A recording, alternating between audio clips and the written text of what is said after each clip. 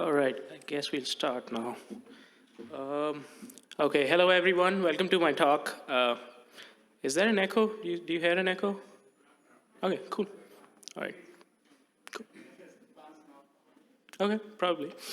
All right, so I know it's after lunch, and so I'm going to keep it short, light, and sweet. I'm going to take about half an hour to go through my presentation, and then we can have a discussion or any questions that you might have. So today I'm going to be presenting on the tribe and the copycat. We're going to be taking a look into Pakistani APT campaigns in recent years, specifically from 2020 into 2021 and then 2022. Before we start, for those of you that don't know me, my name is Ashir Malhotra. I'm a threat researcher at Cisco Talos. I specialize in malware analysis, reverse engineering, and threat intelligence. These days, I work on a variety of APT disclosures, everything. I track everyone from the North Koreans to the Chinese to the Pakistanis. I am located in Maryland, out of the Fulton, Maryland office. That is where the headquarters for Cisco Talos is. All right, so on today's agenda, we're going to go through an introduction. I'm going to tell you a little bit about Pakistani hacking operations that are state-sponsored. We're going to take a look at two key APT groups here, Transparent Tribe and SideCopy. And then I'm going to summarize by talking about the similarities and the differences between these two groups. So before we begin, by a show of hands, how many of you know what an APT is, an advanced persistent threat? All right, that's pretty cool. So for those of us that don't know, an advanced persistent threat is a threat actor or a hacking group that is usually affiliated with the government. You know, they're sponsored by a government in some form or the other, and they do the bidding of the nation state in one form or the other. It's debatable whether they're advanced or not. There are certain APTs that are not really advanced. They're just regular hacking groups, and some of them are really, really advanced. So we'll see that the Pakistani APT groups that I'm going to be discussing here today, they're not really advanced. They're kind of sort of like tier 3 APT groups. So yeah, let's begin. Pakistani nation-state operations have been active since at least 2015 and 16. They were first disclosed by Proofpoint in 2016 as part of a report called Operation C Major. Their operations consist of two key APT groups. One of them is Transparent Tribe, and the other one is SideCopy. So the leopard on the screen represents Transparent Tribe because they're also called Mythic Leopard. And then the SideCopy, there's two computers representing SideCopy because we're just trying to show that they copy. So Transparent Tribe is the OG APT group. They are the ones that started operations for Pakistan, for the Pakistani government in 2016. And they have not lost momentum since then. Like, we see a new campaign every 3 or 4 months operated by Transparent Tribe ever since 2016. So they've really upped their game since 2016 in the past 6 years or so. SideCopy is the new kid on the block. We first found them operating in 2019. They started proliferating themselves and their infection chains in 2020. Their targeting absolutely exploded in 2021, and they continue to do so in 2022 as well. Now, the most interesting thing about both of these groups is that, I spoke about advanced persistent threat. They're not really advanced, and we'll look at their implants a little bit, and we'll look at their infection chains, but they don't really run cutting-edge operations. In spite of Transparent Tribe being operational for like 6 or 7 years now, they still want to do what works best. They don't want to put a lot of effort and infect targets at the same time, which is why I feel that they are a tier 3 APT. Now, what they lack for in technical skills, they make up for in motivation and perseverance. They are extremely aggressive when they try to infect their users and their targets, and I'll show you some examples of that. Since these are Pakistani groups, they have a very special interest in India and Afghanistan and Pakistan. We've seen them deploy malware against targets that are domestic targets as well, for domestic surveillance as well. All right, let's take a look at Transparent Tribe now. Transparent Tribe has been extremely prolific. They're extremely aggressive when they try to infect their targets. Over the few years that they've been operating, they have had a great degree of success with very little technical expertise, if I may say. They have a very special interest in India and Afghanistan, as I said. They try to go after military, diplomatic entities in these two geographies. In Pakistan, we've seen sporadic instances of individuals being targeted that are more related to, human rights activists and stuff like that, humanitarian, the individuals that are performing humanitarian efforts. Now, Transparent Tribe likes to use two key malware families. One of them is called Crimson Rat, and they absolutely love this malware family. This is their go-to malware family. It's a C#-based, .NET-based custom remote access Trojan with a wide variety of capabilities. These days, they don't put a lot of effort into putting in features into the RAT family because it's already packed with so many features. So these days, they just put in effort to obfuscate the RAT family so that analysis and identification becomes difficult for them. So about 95% of their infection chains, 95% of their targeting results in an infection with Crimson Rat. Other than Crimson Rat, we've also seen Oblique Rat. This is a C-based remote access Trojan that was disclosed by Talos in 2020. It's still evolving. Every quarter or so, we see an addition of like a couple of features into this Rat family. The thing about this Rat is that it's used in highly targeted attacks. They will use this Rat family very, very judiciously. It's not like Crimson Rat. They won't just willy-nilly distribute it. They know exactly what they want. They know exactly who they want to infect, and then they'll deploy Oblique Rat against the targets. All right, so let's take a look at the hosting infrastructure. So the hosting infrastructure for Transparent Tribe is interesting because they have a two-pronged approach. The first approach that they have is that they will register fake domains that masquerade as those of legitimate entities. So they'll pick up a defense contractor, they'll create a typo-squatted domain for the defense contractor that operates out of India or Afghanistan, and they will clone the entire website of that contractor, for example. And then they will host that website on their domain, and they will also use that website for hosting malicious artifacts that participate in their infection chains. I'll show you an example of this in the next slide as well. The second approach that Transparent Tribe loves to take is that they use media and file sharing websites. These are websites that masquerade or look like CMS websites, something like Dropbox or like OneDrive or something else.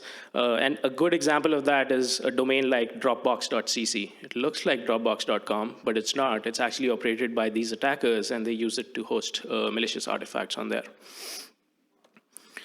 All right, let's go through a few examples. So I've got 3 examples on the screen here of fake domains that they've created.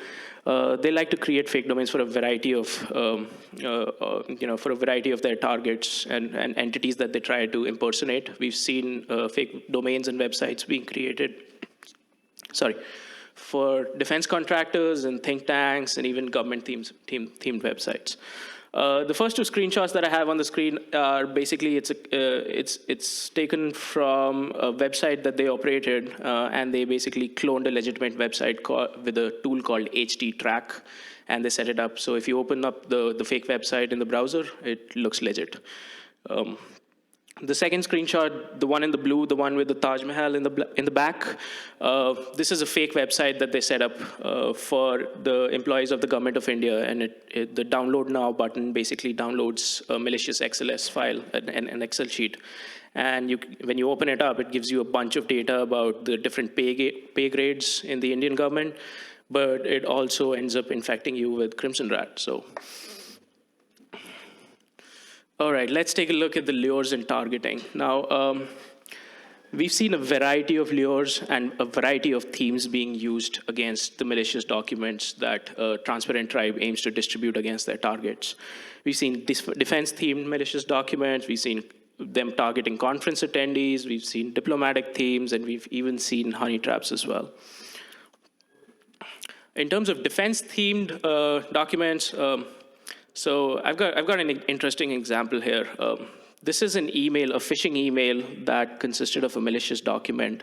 This malicious document basically contains malicious macros that in turn deploy Crimson Rat onto the infected endpoint.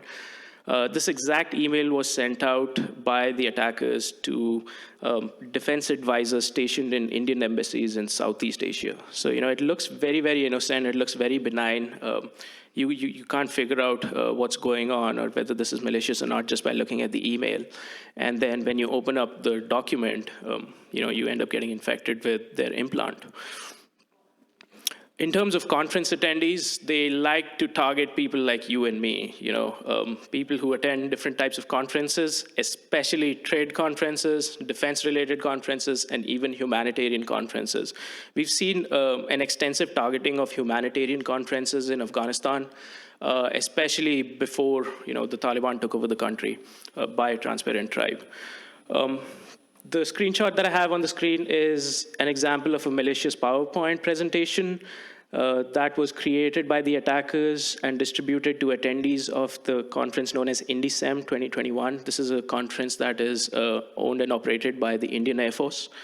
For those of you that are wondering, that's the Sukhoi 30 that's draped in the Indian flag. So, they try to make it look as legitimate as possible, their content and their lures.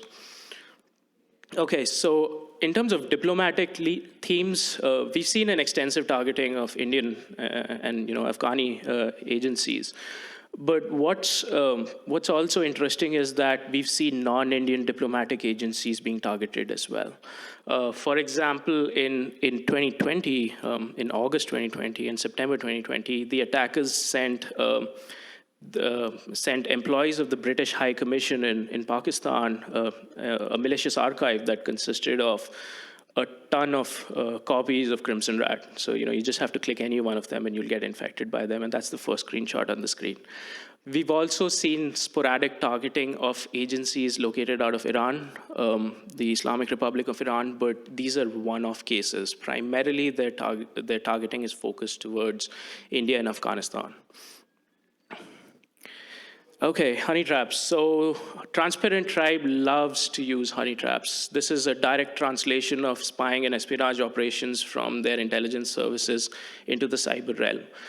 Usually they will send you files that have icons with alluring or enticing photos of women, and they will ask you to click on them, and you end up getting infected by them. They also love to send people, to send targets, copies of resumes of women so that people end up opening them and they get infected by malware as well. This is a favorite technique of theirs. Like, they love doing this. And and incidentally, SideCopy also loves doing this. They will contact their targets through social media websites like Facebook and talk to them, establish trust, and then end up sending them like a resume or a file that says, hey, these are my pictures, you want to take a look at them, and then people end up getting infected by them. Okay, so let's talk about Transparent Tribe's latest campaign. This was disclosed I think this month or last month by Cisco. In this specific campaign, we saw a shift in the way the APT group operates. Usually, and by far about in 90% of the cases, Transparent Tribe will use malicious documents that act as entry vectors into their infection chains.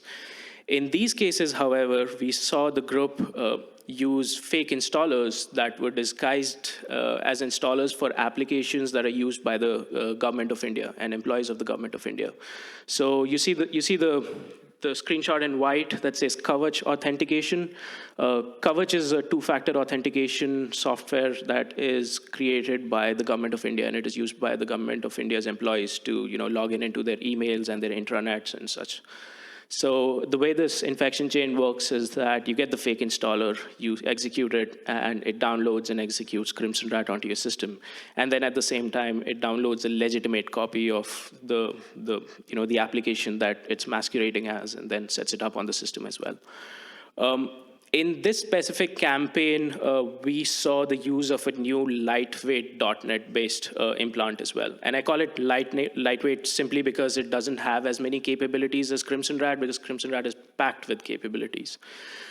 So honestly, I feel that the attackers are now trying to refresh, their infection chains. They're also moving to a use and throw tactic where they will use a new lightweight implant for a campaign, and once the campaign has run its course, they will throw it out and they will move on to another set of implants for their next campaign. Am I going too fast? Is this okay? Is this enough to digest? Okay. I tend to go fast when I get really excited. So, okay. So in 2021, we also saw the diversification of their entry vectors. They love using maldocs, and even today, they still use malicious documents to infect users with Crimson Rat and Oblique Rat. But as part of this latest campaign, in around June 2021, we saw them start to experiment with different entry vectors. These are basically files that are the beginning of the infection chain. We saw them use image files, IMG files. We even saw them use VMware HDX files. I don't know why, honestly, why they were doing that, but maybe it was effective. We saw them use RAR archives hosted on CMS, legit CMS services like Google Drive and OneDrive, etc. And then in January and February, we saw them start using fake installers for different types of applications, and that has that practice has continued into March and April as well. Yes, you had a question. No, not yet. Not that I've known of. What's interesting about both of these APT groups is that they don't like experimenting a lot. So anything that works for them, they will continue to use those tactics for years and years and years. And I don't know why that is. Maybe they don't want to be agile. Maybe they're too bureaucratic an organization. That's just up for speculation, but that's something that we've observed in the past as well. So they don't like experimenting a lot, honestly. For example, we haven't seen them use any sort of zero-day exploits over the course of their campaigns over the past 5 or 6 years. So, they're like, hey, if malicious documents that contain macros work for us, then why not? Why should we invest in finding 0 days? So, and that kind of makes sense, whatever works for you. So. All right, let's take a look at SideCopy now. SideCopy is the new kid on the block, the new addition to the family. As I go through SideCopy, you will realize that that SideCopy is very, very similar to Transparent Tribe, but I still want to go through it, and I still want to talk about it, because there are some key similarities between the two groups, but there are also some key differences, which is why we're tracking them as two separate entities, and we haven't merged them into the Transparent Tribe umbrella, right? So in terms of targeting, SideCopy also targets the Indian subcontinent. They will go after India and Afghanistan and Pakistan. They will target government entities. They love going after military and diplomatic targets for some reason. That's espionage. So, okay, so here's an interesting fact. So the name SideCopy comes from the fact that this APT group loves to copy tactics and techniques from an allegedly Indian APT group called Sidewinder. So this is funny and ironic because, at one end, you've got SideCopy, which is a Pakistani APT group, and then you've got Sidewinder, which is an Indian APT group, and they're both adversaries of each other, but they love copying from one another. So basically, their infection chains are very similar. It starts out as a shortcut file or an LNK file, a link file, and what follows is different components of the Cactus Torch offensive framework, along with side loading of DLLs, etc. But the final payloads are very different in the case of SideCopy and Sidewinder. In the case of SideCopy, now SideCopy loves using two implants. One is called SetaRat. I know this isn't a cool name. I'm very bad at naming malware implants. It's a C# based custom rat family. It is the most widely used rat family for SideCopy. In fact, SideCopy loves SetaRat so much that sometimes they will deploy it twice on an infected endpoint without realizing that they've deployed the malware twice on the actual endpoint. The second rat that they love is Alicore rat. This is a commodity rat. It's been available in the wild since 2017. It's a Delphi-based rat. It's very easy to operationalize, to configure, to operationalize, and to deploy, as in the case of a lot of commodity rats. We have seen Alicore rat being progressively being used with SATA rat, increasingly being used with SATA rat over the course of the past couple of years as well. Now in 2021, we saw an explosion of rat families being used by SideCopy. We saw the introduction of another rat family called data rat. It's pretty similar to SATA rat, but it's not quite the same, which is why we gave it a different name. We saw them using reverse rat, which is basically a reverse shell created in C#, and it's got some other functionality inside of it as well. Then we saw the attackers deploy Margulis rat, which is yet another rat in C#. Then there came Action Rat, which is a rat that looks like Alicore, but it's not quite. This is a custom bespoke implementation of a Delphi-based and a C#-based rat, which we're calling Action Rat. And then we saw a number of commodity rats like NJ Rat and Lilith and Epicenter being used by the attackers at some point in time against their targets. We also found many components, many supporting components used in their infection chains that we can't quite term as full-fledged implants, which is why we're calling them plugins. So we found different kinds of plugins like file managers and browser credential stealers and key loggers of different types, like Sheetan and Lavao. These are commodity key loggers that are available online. And then we also found a Golang-based component that we call Nodachi. This component is mainly geared towards stealing browser credentials and login information and Wi-Fi credentials as well. It uses a library called Go Lasagna. We also saw the attackers try to use this plugin for exfiltrating different types of files that were of interest to them. So, something like the backup database for the two-factor authentication application that's used by the government of India. So they were specifically looking for those types of files that they wanted to exfiltrate. SideCopy is a very new group, right? It's very obvious that they'll be highly motivated as well. They want to prove their significance, they want to prove their mettle, and which is why they took their operations a step further. SideCopy will actively try to harvest credentials for their targets, and they've set up like a ton of websites. Like they set up hundreds and hundreds of phishing websites that they send out to their targets. And on the screen, I've got an example of that. This is a fake page for the webmail of the government of India, and they send it out to a target, and then they get tricked into putting in their credentials, and they can harvest those credentials. Okay, so now let's take a look at I'll take a very quick look at their lures and decoys. If you take a look at this list, it's very similar to that of Transparent Tribe. The defense-themed, think tanks, diplomatic themes, and even honey traps. That's because here's what I feel.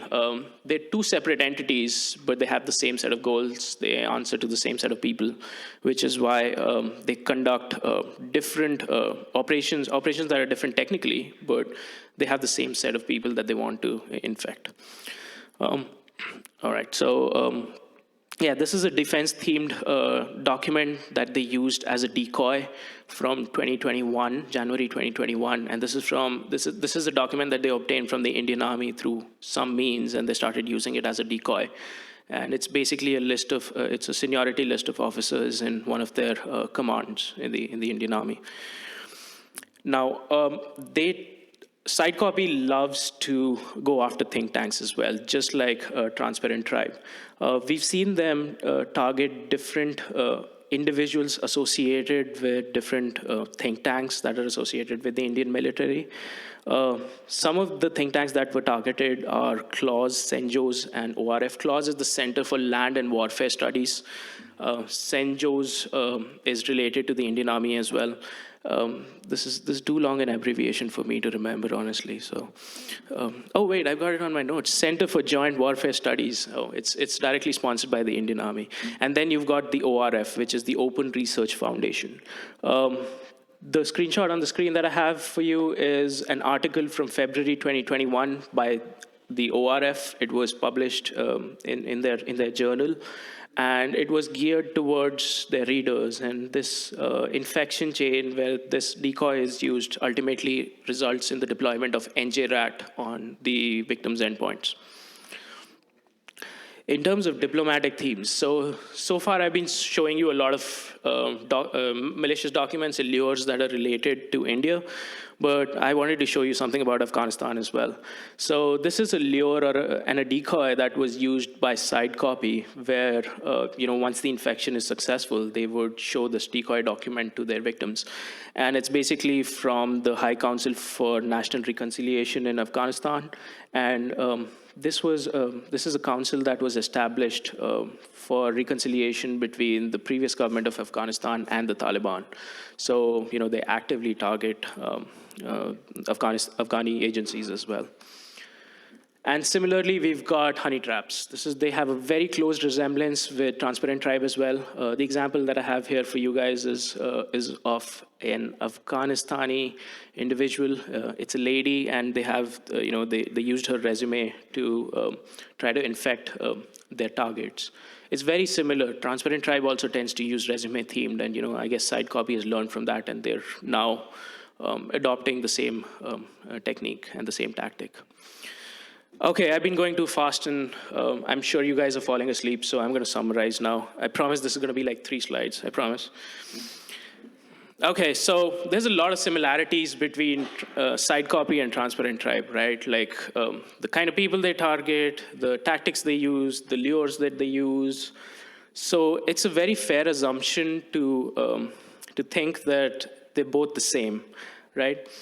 And there are similarities to support that assumption as well. They target the same geography. They go after India and Afghanistan and even Pakistan. They have very similar themes in their lures and their decoys. They go after defense and diplomatic, and they use honey trap tactics as well.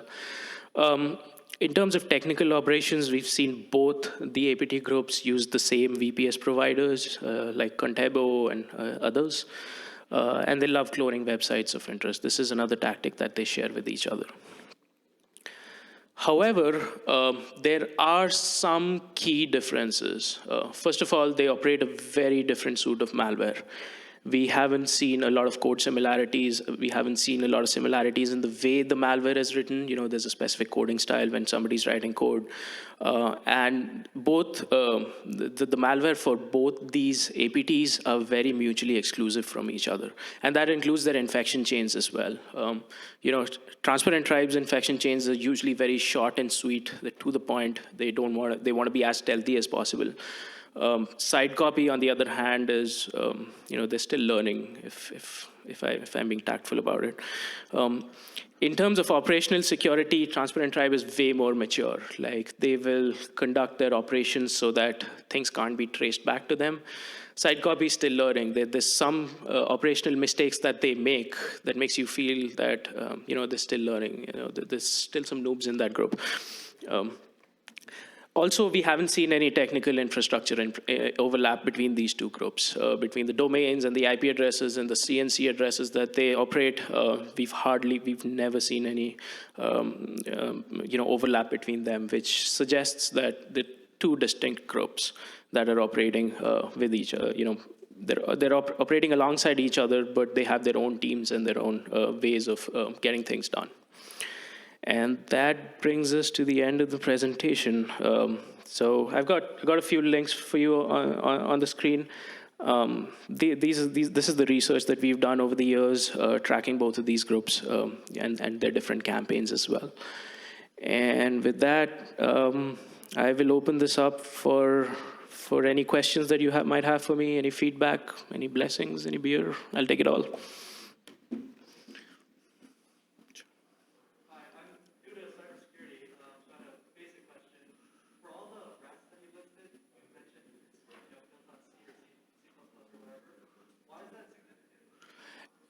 So it's not really significant, but it shows a preference in their coding styles as well. Everyone has a different coding style.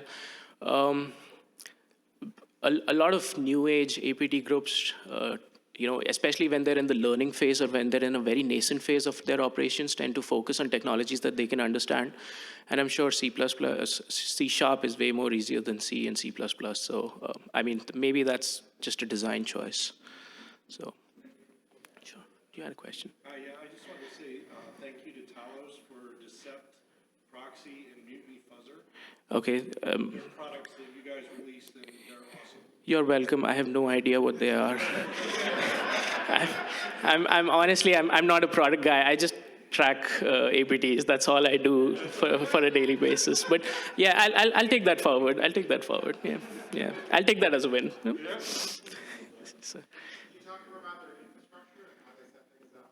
So, they tend to use a lot of different kinds of VPS providers, but Contabo is the one that they absolutely love. They will set up. Oh yeah, so here's an example of the domains they set up. So they will set up short and sweet domains that look like they're very, very benign and they're very inconspicuous, if I may say, but they actually end up serving malware. Also, they don't care about disclosures. No matter how many times we go after them, no matter how many times we disclose their operations, they will continue to use the same domains again and again and again. Like, I don't know whether they're just being lazy or they just don't give a shit. I don't know. Like some of the websites that I've listed here and some of the screenshots that I've shown here, I'm pretty sure they're active even right now. Like and they're serving the same documents even now. So it's frustrating at times, yeah. Can you go into some of the tools and techniques you use to actually attribute these to those actors in particular? Right, so we've been tracking them for a long time. So we have some amount of institutional knowledge as well, but we also rely on a lot of open source reporting from other firms as well. And that's basically what we do. So, for example, Transparent Tribe has been attributed to Pakistan again and again and again. And Crimson Rat, for example, is not a commodity rat. So, an infection chain that usually leads to Crimson Rat is associated with Transparent Tribe in one form or the other. In terms of SideCopy, we've also done pretty much the same thing. We know that SideCopy is associated with Transparent Tribe. They use the same kind of tactics, and they use the same kind of techniques as well. So I guess that's what I'm trying to say. We rely on a lot of institutional knowledge as well.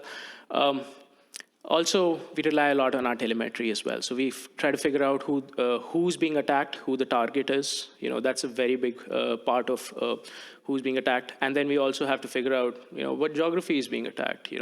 How anomalous is this? If you see Crimson Rat being used to target, say, a completely different country, it's an anomaly. We will still consider that, but we have to consider all the facts and consider the possibility that, this might be the result of a leak in some cases.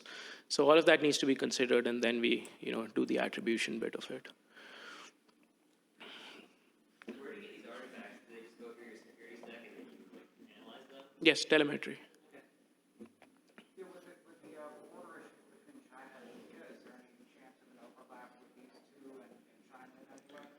The Chinese like to conduct their own operations. Yeah, they're very possessive about them. Yeah, honestly, I don't know what goes on behind the scenes, but I'm not really sure how much of a how confident the Chinese are with the Pakistanis with sharing their infrastructure and their TTPs. APTs usually don't tend to do that unless there's a leak. I hope not. Have you seen any AD evasion techniques or reverse engineering or anti-reverse engineering? Yeah, they do that all the time. They do that all the time, but they're very trivial, honestly. It's nothing that you can't defeat if you look at the malware manually. So, there's always a way around it. But they do that. If they do AD evasion techniques, is there any specific ones they try to evade, like the common practice ones, I guess? Well, so they tend to they tend to try to detect if there's a specific AV running in that specific geography. So how specific AV software is popular in specific geographies. So I'm not going to name names, but they try to detect those, and they're like, oh, if it's being detected, maybe we should nope the hell out of it. Or otherwise, they're like, oh, we'll take a note. In some infection chains, they're like, oh yeah, we'll take a note of it, and so that we can find a way to defeat this AV in the future, and then use that in our infection chains. Sure. That's it. Am I missing someone? Okay. Thank you so much for tolerating this presentation. Thank you so much. 23 minutes. Okay.